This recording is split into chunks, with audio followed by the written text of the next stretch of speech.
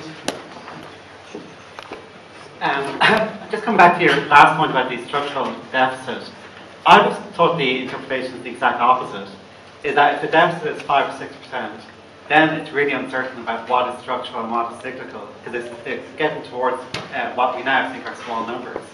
But when you have a huge recession and a really big budget deficit, I mean, the policy issue here is if you observe hypothetically the deficit turning out to be minus 12 this year or minus 13 rather than minus 10.5, what is the policy prescription?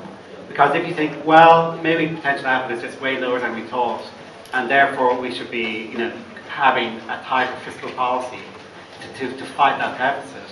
Whereas if you think it's just a really deep cyclical recession, then saying, well, okay, I can live at minus 12 because the structural deficit, in fact, we're improving by whatever 5 percentage points.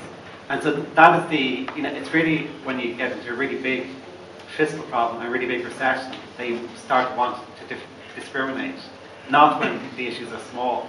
So I suppose I would think the exact opposite implication than you have in terms of why it's important at this time. Thanks, Sean.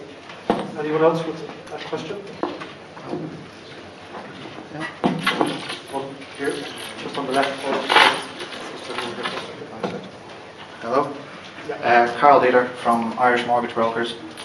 My question is, you say that attacking the actual deficit really needs to be the focus.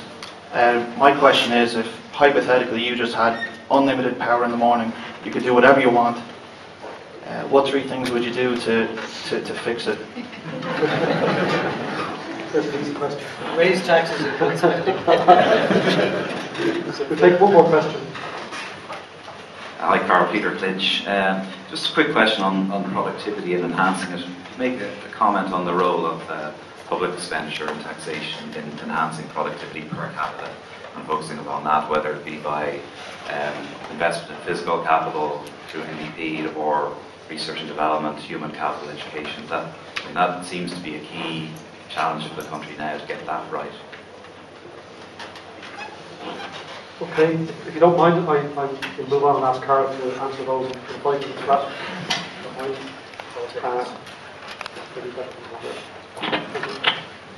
Okay, so Ronnie probably asked too many questions. It's probably going to take a seminar to address all of Ronnie's questions.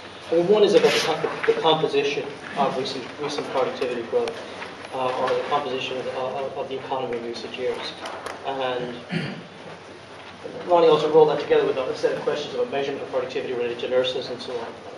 Construction is, I think, an area of the economy that's reasonably easy to measure. People build houses, people pay money for the houses, and so on. And it wouldn't be on the sort of cutting edge of productivity. I think it's very hard to do counterfactuals in terms of, and one could do a counterfactual in which the Polish builders all worked in high-tech software firms. So I doubt if that would happen. I think the underlying, that's a reasonable counterfactual. The underlying reality is that it's not that surprising that productivity growth started to tail off when we reached extremely high levels of GDP or GMP per capita. And one can get into various counterfactuals and measurement issues, but I think for today I'll just stick to that point. First point, probably in the longer version of the talk, I will clarify the last point a little bit more. But I guess a sort of facetious answer is that there are people who are very worried about the fiscal solvency of the state. Let's not deny that. So the facetious answer is, if we go bust, it'll be cold comfort to us to say, on a structurally adjusted basis, we were just fine. So to the extent that underlying fiscal solvency is the primary concern right now, I think the split between structural and non-structural isn't that important. So I guess I'm more meant that when we get back down to where that's not the overriding concern, and then we're designing a long-run fiscal policy, then exactly the issue that Philip raised are very important. So probably I should have been clearer. Maybe there's a U curve here in terms of when structural deficit is and isn't important. Carl Dieter asked, how would I, if appointed dictator in the morning, cut the deficit? So, you know, I'd raise taxes, I'd cut spending, and you know, I'm not going to be the appointed universal dictator. And there are a set of issues that we could maybe discuss for another day. Peter asked about public policies to enhance productivity. Peter Clinch. You know, there's a positive, you know, story out of looking at all these charts, which is that, you know, up to 2007, you can criticize various policy decisions and various things that, in retrospect, you know, look like decisions, but we achieved an awful lot. We got a huge amount of people back to work, and the underlying level of productivity in the economy, you know, went from being pretty low by international standards to pretty high by international standards.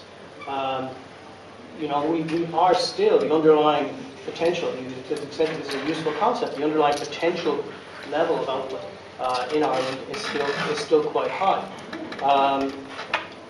I think that public capital spending, the education spending, all of these things have contributed to that, and will continue to contribute to that.